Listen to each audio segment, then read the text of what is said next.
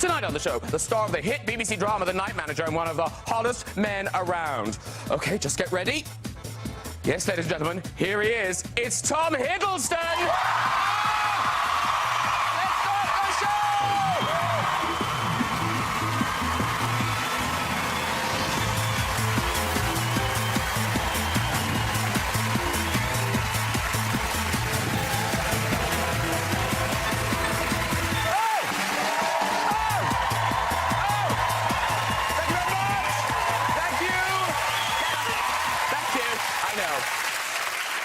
I know, I'm not Tom. I'm not Tom. Hello and welcome. We've got a great show tonight. I tell you, I couldn't be more excited than if I was a Leicester City supporter. Yes, even I know about this. Even I.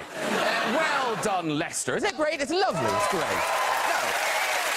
It's a fabulous, fabulous story. From the Thai owners to the Italian manager. It's a fantastic example of British talent coming through. Now, the names, of course, of all the players are going to be legendary. Jamie Vardy, the others. Hey, and on the subject of unfancied outsiders winning big, it looks like Donald Trump will be running for American president. I know, it's going to happen, yeah. I know. Of course, in this country, a Trump is an unpleasant smell that comes from an anus. Same way as it is in America. Hey, let's get some guests on! Later, we'll have music from churches. But first, this woman is a star of Live at the Apollo, QI, Mock the Week, and W1A. She's one of the UK's brightest comedians, now turned author. Please welcome for the first time, it's Sara Pascoe! Hey! Woo! Hello, Sara Pascoe. Hi, darling. Kissing. Somebody's kissing. Get in, sit down, sit down. From action in Con Air, drama in Dangerous Liaisons, and the surreal in Being John Malkovich, this man is one of the world's most versatile actors of stage and screen. Please welcome John Malkovich, everybody! Woo! Hello, sir. Lovely to meet you. Have a seat, too. Pulp Fiction, Star Wars, and the Avengers. This man has been in over 150 films and has taken an incredible $4 billion at the box office. Please welcome the King of Cool, Samuel L. Jackson! Yay! Woo!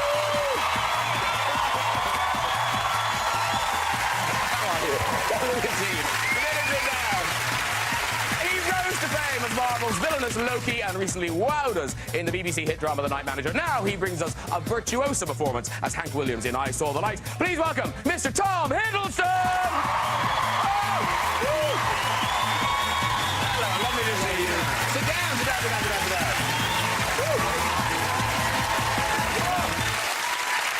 So, welcome all. It's a warm first-time welcome to Sara. Hi. Hello. Hi. Welcome to the couch. Everyone else has been on before. Tom, have you recovered from your last appearance? Just about, yeah. Yes. Have you told the others what happened the last time? I don't think I have. You were halfway through telling me, and then we had to come out here. Oh, well, you'll listen with interest now. I was sitting in your position, and in my position was sat the great American actor Robert De Niro.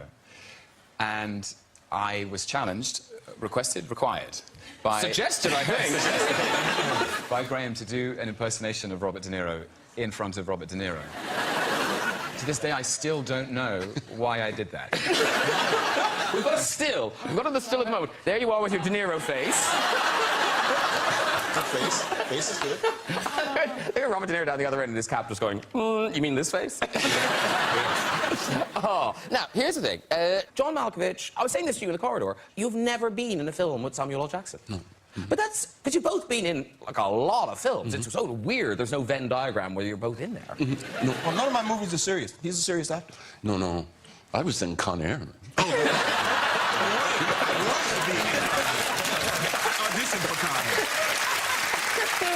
If that's serious, I'm an astronaut. One of the jobs I've been out yet. I wanted to be in that movie. And Sara Pascoe, I'm saying Sara. It is Sara. It is Sara. Because there's no H. No, it's spelt without an H, so sometimes people think it's Sara, but it's not. But it worked out in my favour, actually, because there's a woman who is called Sara Pascoe with an H. And for ages, you know, people, well, comics especially, they always talk about getting lots of abuse on Twitter and stuff, and I was always kind of backstage being very sympathetic, but thinking, I'm just universally loved. And then, yes, and then I got an email from a woman through my website who says, can you warn me the next time that you're on television, because I'm getting a lot of messages saying that I'm a fat bitch. And so sorry, Sara Pascoe. With an H. But I am sorry, because I recently checked back to see if she was still on Twitter, and she's changed her little bio to not the one who was shit on Live at the Apollo. Everyone's a critic. Tom Hiddleston, University, have you had any bad reviews? No. You make a man feel good, Graham. No, I was in a play. I'd never, ever been professionally reviewed. And in the paper the next day was a British theatre critic who said I was completely out of place, too young, too rada, and projecting about as much masculinity as Graham Norton. Wow. That's good. That's good. I've been dragged into your bad review. No apologize. No, I've been dragged into your bad review. There's nothing to do. I wasn't even there. Like it's your fault, Sarah. Yes. As I sit across from you now, I think how terrifically butch you are. I've really made an effort tonight. Oh, dear. Now, Tom Hiddleston, you bring us a new biopic telling the life story of the country western star Hank Williams. It's called I Saw the Light. It opens tonight. And Hank Williams, it's a name that I think, particularly British people, we know the name, but we're not quite sure of where he is in the country and western pantheon, what his songs are, why his life is interesting. Yeah, well, you know, he was basically, he's considered as one of the godfathers of American music. He was almost the first guy doing a particular thing. He was from Mount Olive, Alabama. He was born in 1923.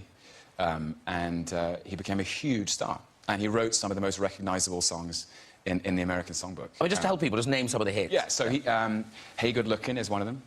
What you got cooking? What You Got Cooking? Move It On Over, Lovesick Blues, Why Don't You Love Me, I'm So Lonesome I Could Cry, Cold, Cold Heart. Are you still naming songs? He's having a breakdown, isn't he? And for you, obviously it's a big acting challenge because it's a real person, it's a specific accent. Yeah. But what really is phenomenal is the music that you perform. Yeah. Thank you. And you hadn't done this. Never. I was never in a band. I was never in the choir. Singing was exclusively for an audience of one in the shower. Me. Badly. Thanks for pointing that out. Yeah. Just in case anybody get any ideas. Yeah, hiding in hotel rooms. But you didn't play the guitar before? And you play in this? I play in this, yeah. I play everything. And you'd never played? Well, I'd noodle around. Yeah. I'd noodle around as a student. You know, I learned Knocking on Heaven's Door and Simple Twist of Fate. Yeah. What was the... Because it's not just singing, it's very specific singing, the yodeling and everything. I mean, presumably not everyone can do that. No. So if you discovered you couldn't do it, were they going to fire you? Or were they going to dub Hank Williams? What was going to happen? I honestly don't know. Can you yodel as Robert De Niro? All of your talents. Let me check. No. Can you give us a little yodel? So it goes a little something like this. Oh, God, here we go. She's a low home, go home, and I am a low home, some blue. Lovely. I'll tell you what, let's look at the clip. This is you as Hank Williams performing with Hank's wife and mother looking on. OK. Here we go.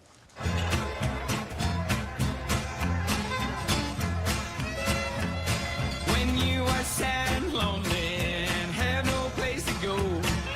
Come to see me, baby, and bring along some dough, and we'll go honky-tonkin', honky-tonkin', honky-tonkin', honey, baby. We'll go honky-tonkin' around this town. How much am I there to do? I'm under no obligation to you. Well, that goes both ways, huh? You're drinking like a fish, huh? You think so? Honky-tonkin', honey, baby. We'll go honky-tonkin' around this town.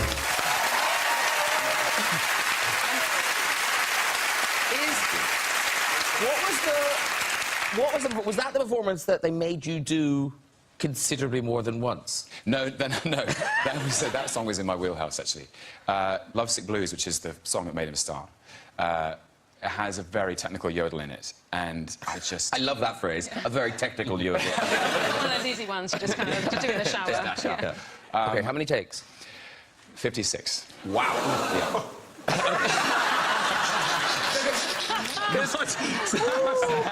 Is it true, Samuel L. Jackson, takes aren't a thing you're not keen on? I'm here to bear witness to the fact that Sam likes to move fast. Yeah. Very true. I don't vary that much. I'm not that actor. I do the same thing all the time. But sometimes, and I can speak from experience, like Sam is so charismatic, and he has been for as many years as you've been making movies. And sometimes, but sometimes you're in a scene with Sam and you just kind of go out of the scene and you're just watching Sam being Sam. And it's really powerful. And you go, hang on a second, what's my line? I've only had that, well, I was doing a movie with Dustin Hoffman, and in the middle of the shot, Dustin just stops and goes, wait, cut. Sam, I saw you. I said, you saw me what? I said, I saw you say to yourself, oh my God, that's Dustin Hoffman.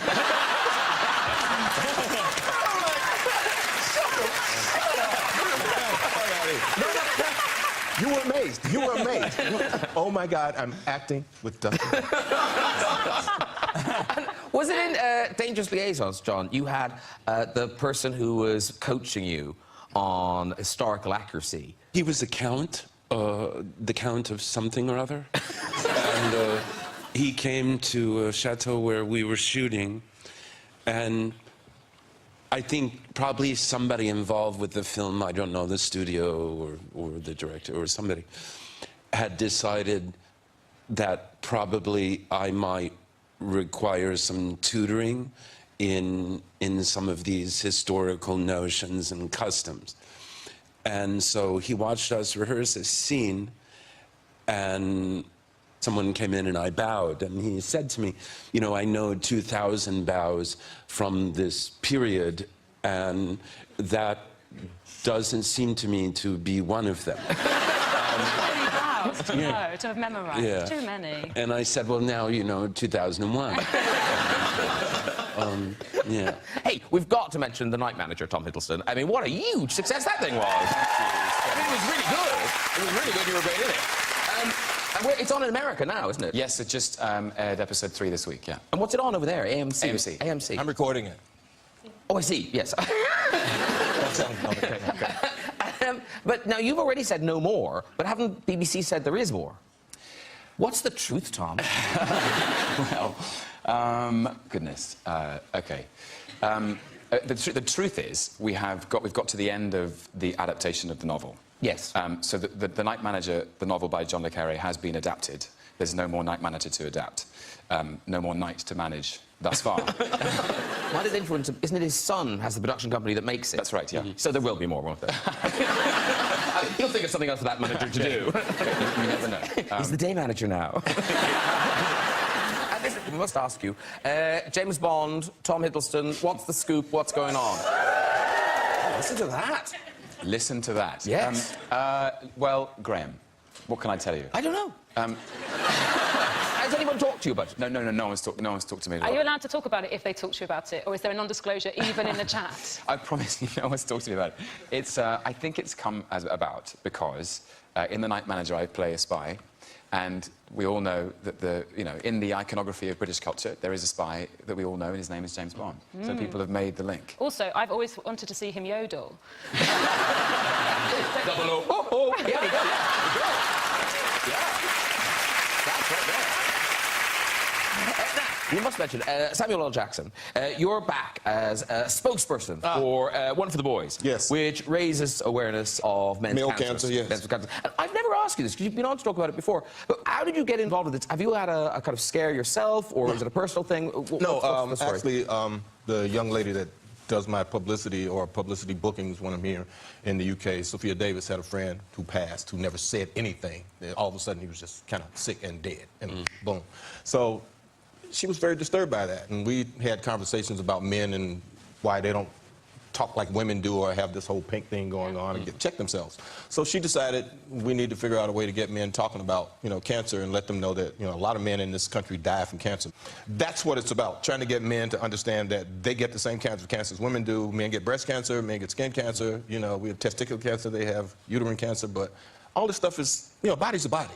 We want guys to know that if you feel something, say something to somebody, go get checked. Early detection, 90% of the time you get, taken care of and saved. You don't have to go through the misery.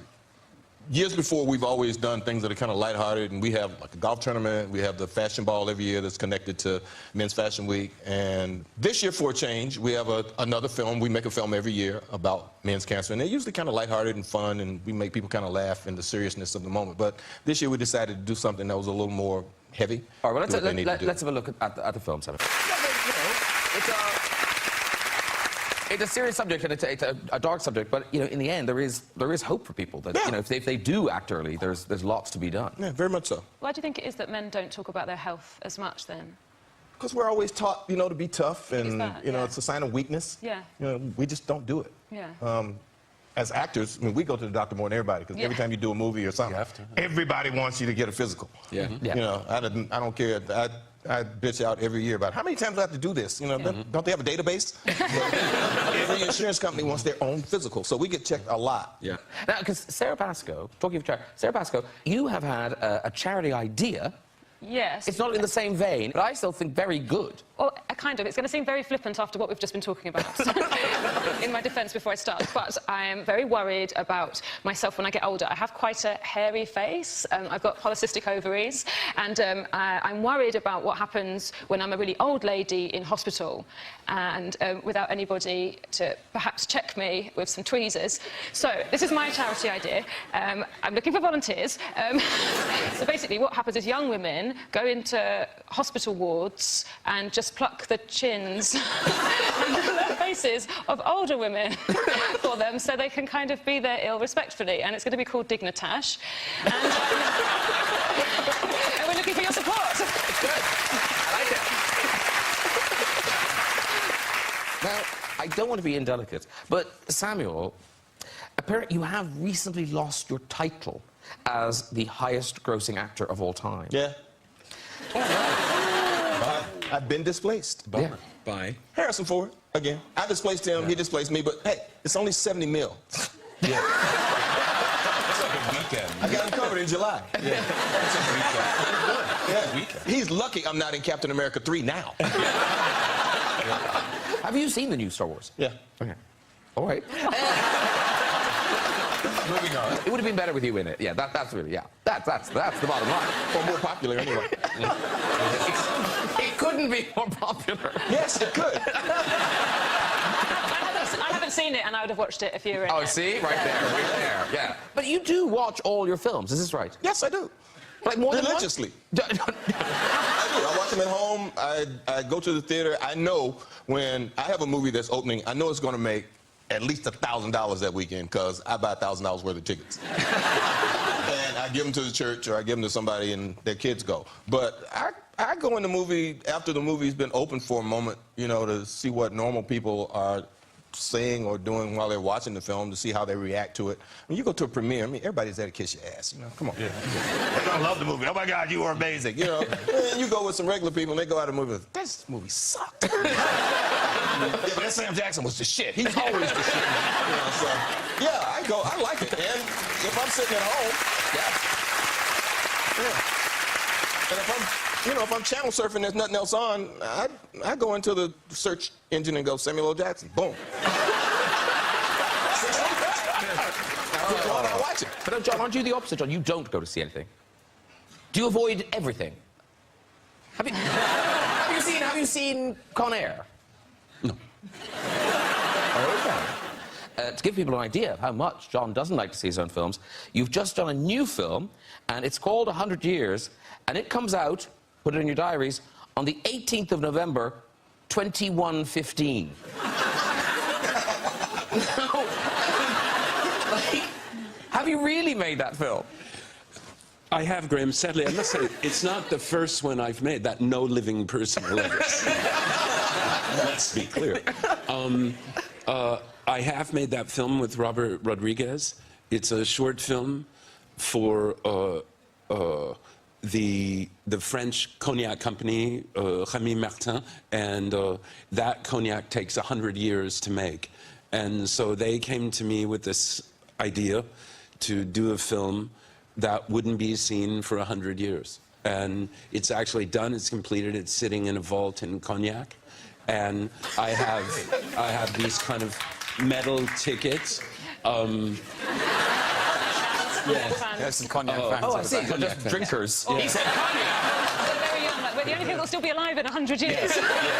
Killed everything by then. Well, I'm sure Don Malkovich fans will still be alive and waiting. Because you know, fans are such a big thing in your world. Now, Samuel L. Jackson, you've had some very famous fans. I'm thinking about the person, was it a Michael Jackson tribute or a concert? Yeah, Michael Jackson was doing, I don't know what he was doing. But he was having a series of concerts in New York. And I was there one night to introduce Whitney Houston and Usher. And I was standing backstage waiting to introduce them. And somebody walked up behind me and started reciting the Ezekiel speech, which happens a lot, you know. And I was like, oh, who the fuck is this? I turn around, and it's Marlon Brando.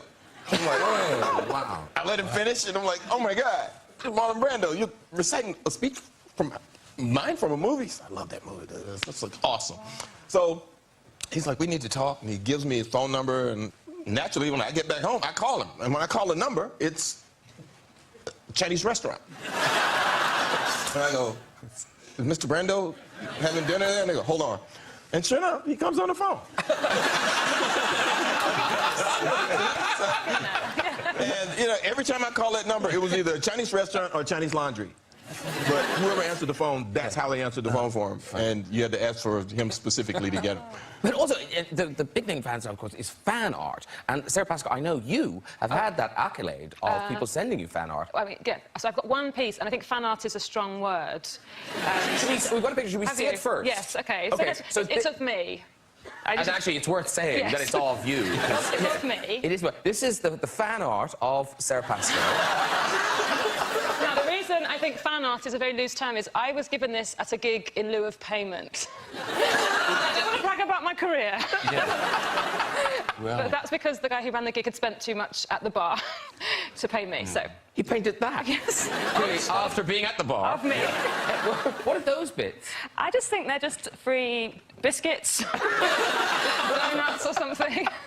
Have you been sent pictures of people who tattooed your face on their bodies? Oh, no, I'm not there yet. Have you got Yeah. One day. Yeah. I get them in my Twitter feed all the time. These guys who have whole calves, or a picture of jewels on their chest, or Nick Fury. It's kind of crazy. People love the event. And now, Tom Hiddleston, you have fan art, but such specific fan art. There's a lot, yeah. And does it all come from this one scene? Was it the first Thor movie with the spear? Right, yeah. Yes, there's a scene in the first Thor film where I'm trying to attack Thor, Chris Hemsworth as Thor, with a spear.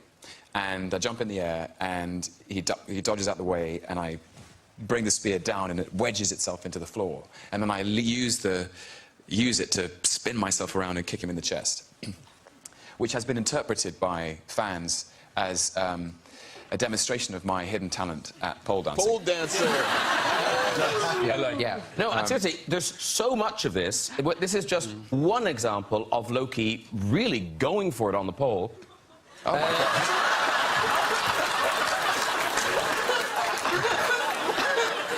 Is that Japanese by And that's chance? what you wear in the movie. Have you not seen it? Yeah, No. that's Loki's outfit. Yeah. Yeah. I've not seen that one. Oh, really?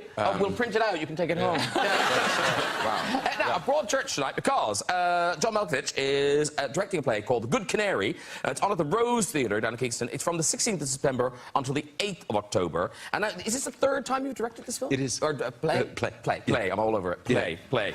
Play. But this is the first time in English. First time in English, yeah. But it was written in English. It was written in English, and 2007, I had it translated, and we did it in Paris. And then 2009, had it translated into Spanish in that case, and did it in Mexico City. And then it toured around in Mexico, toured around in France also. And this will be the first production in English. And basically, what is the story with The Good Canary? What is it about? Part of the story I can't really tell, because that's what happens in the play, which would be quite a spoiler. But it's essentially about a young couple. The male of the couple has just had his first novel published and reviewed, which has become an enormous success. And he's married to a quite difficult, fantastic character speed addict and general lunatic. Because the Rose and Gigs, it gets all these big, huge names now. Yeah, My ex-boyfriend works there. Oh. yeah. Yeah, if you see Kieran, say hello. What does he do? Actually, I shouldn't have said that. That's true. Half a glass of champagne. That bastard. Yeah, if you want someone to play the speed addict, you keep me in mind.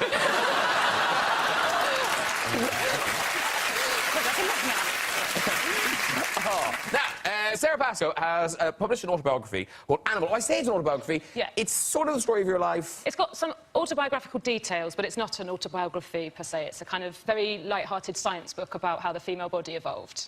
That sounds like a joke, but it is. Yeah. That is what it is. Yes, yeah. And you did lots of research. You lived as a woman. I have, almost since I was born. So it kind of worked its way out of an Edinburgh show. So in 2014, I'd been researching for an Edinburgh show and I wanted to talk about female sexuality, and I found out about kamikaze sperm. Do you know what I mean by that? No, let me tell you. So basically, men have two kinds of sperm, kamikaze and egg getters. And kamikaze can't fertilise an egg. What they do is they fight other men's sperm when they're mixed together. So they either fight or they block. And how do they get mixed together? Well, this is the next question. This is the next logical question. I can answer that.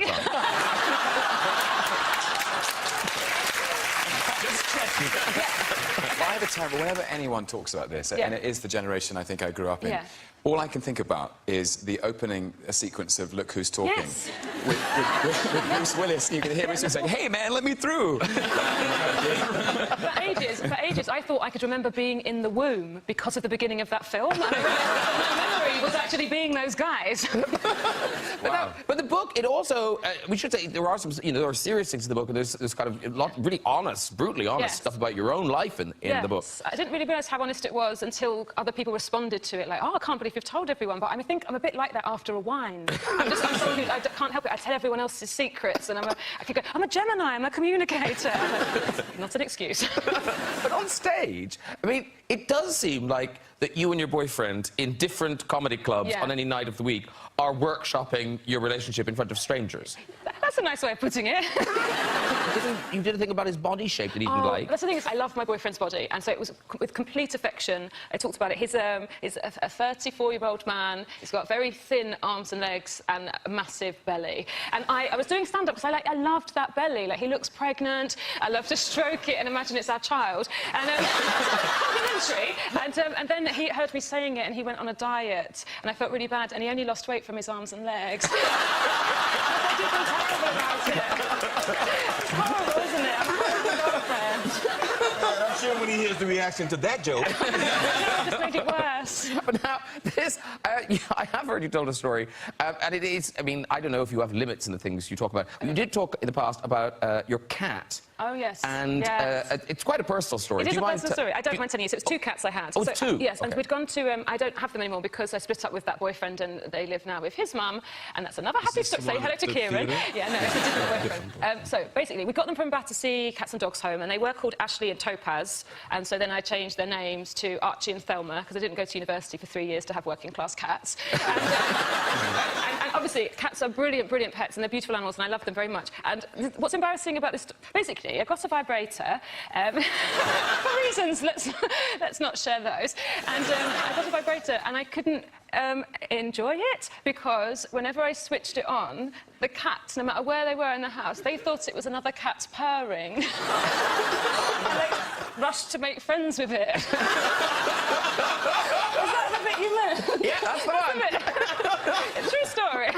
I love that story. He had 2 cats and a rabbit. Yeah.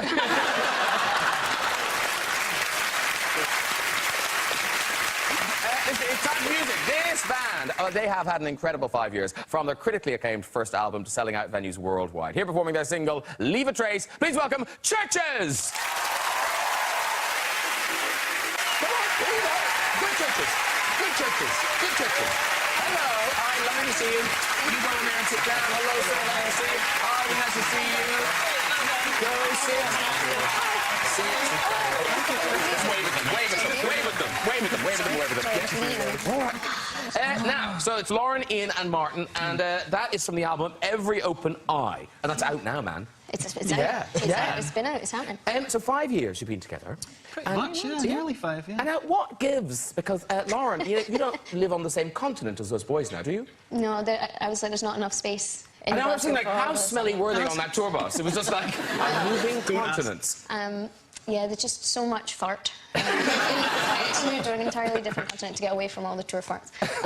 But no, I guess we spend a lot of our time in America anyway, so I thought I'd try it while they were stupid enough to give me a visa.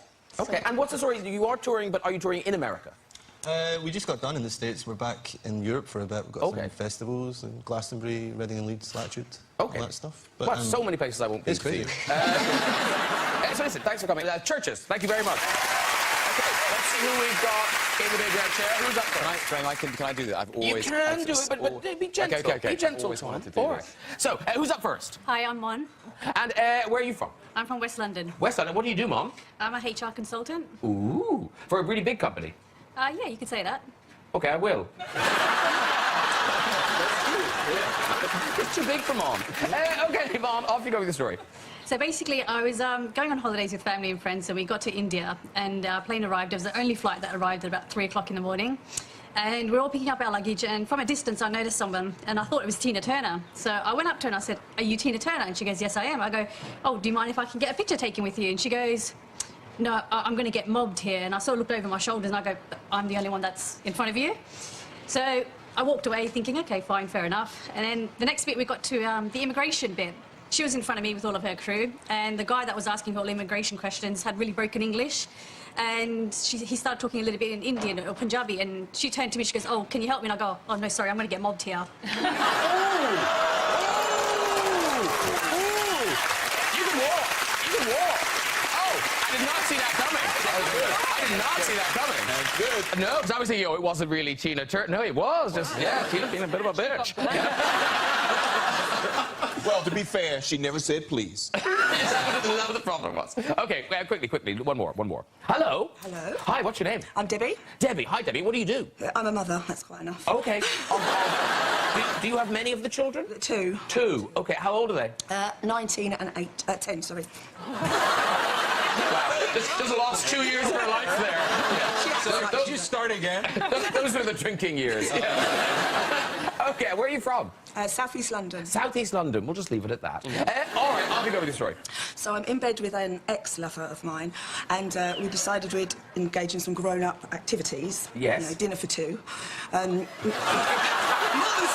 but not quite 70. Because I'm so lazy by nature, I'm on the bottom. And so I can't breathe through my mouth, obviously, because it's full. So I've taken a very deep breath through my nose, at which point his testicles form a tight seal across my nostrils, so I can't breathe at all. So I'm wriggling around panicking. He's thinking, obviously, oh, she's loving me. She's really loving me.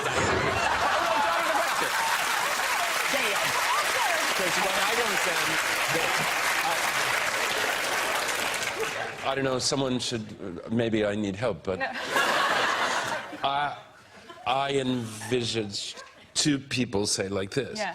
But if something is in her mouth, why would the thing below it be in her nose? Because he's going that way. 69, John. 69. But also... 69.